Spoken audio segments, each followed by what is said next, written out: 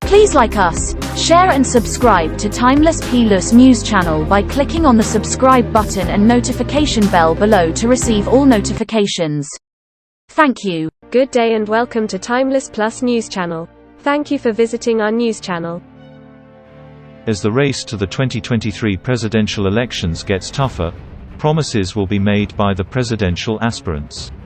But if we go by their track record, who should Nigerians believe, considering it is not the first time they are making promises? Atiku makes a promise. Here is the full news. Atiku says, "I will lead Nigeria out of darkness."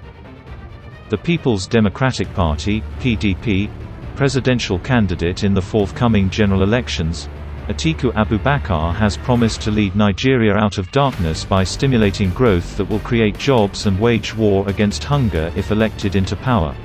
The former vice president made the pledge at the Private Sector Economic Forum on the 2023 presidential election, which was hosted in Commerce House, Victoria Island, Lagos on Tuesday, by the Lagos Chamber of Commerce and Industry.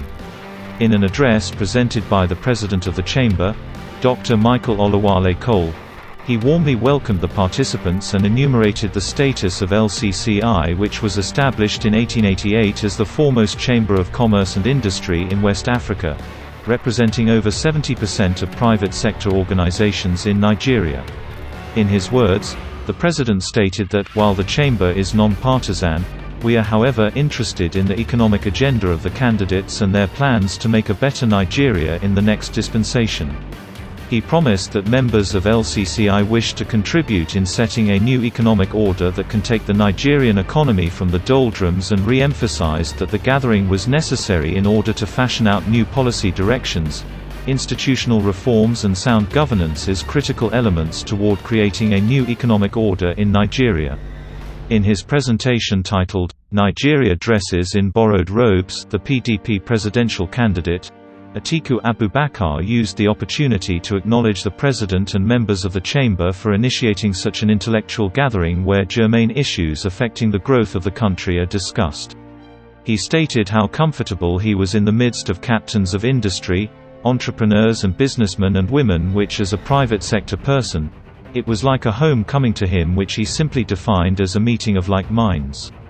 Atiku stated that in times of uncertainties, it is the hallmark of leadership for business and political actors to pause and anticipate before taking the next steps. He maintained that, "Our actions today will have consequences on our tomorrow and the day after."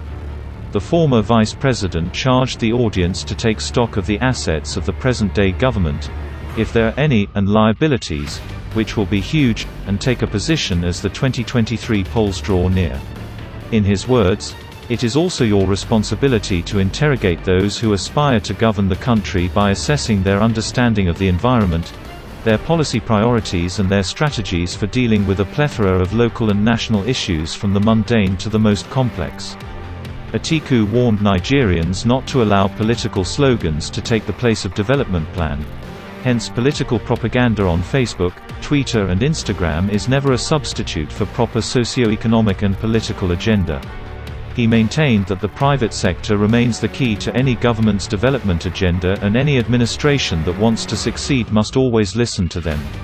He emphasized that private sector leadership in driving growth is the first of the three key principles of his economic growth and development agenda for Nigeria. The former vice president made an elaborate presentation on why the Nigerian economy is crawling rather than growing, and emphasized that under the present administration, our people are not working. He enumerated clearly that more Nigerians are poorer and more miserable today than in 2015, with high capital flight, which he summarized by saying that Nigeria is being dressed in borrowed robes. Atiku stated that these economic challenges have persisted, because the APC-led government indulges in a policy of blaming the opposition and external factors for Nigeria's economic woes. Hence, an unprepared leadership fails to anticipate impending crisis and is always slow to react. He stated that the evidence, however, is overwhelming that the country's underperformance is largely attributable to leadership failures in the management of the state. Thank you for listening to the news.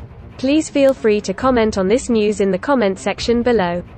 Till we come your way again, it is bye from us and have a great day. From Timeless Plus News.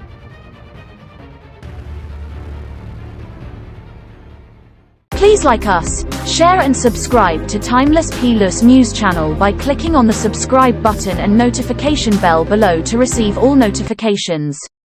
Thank you.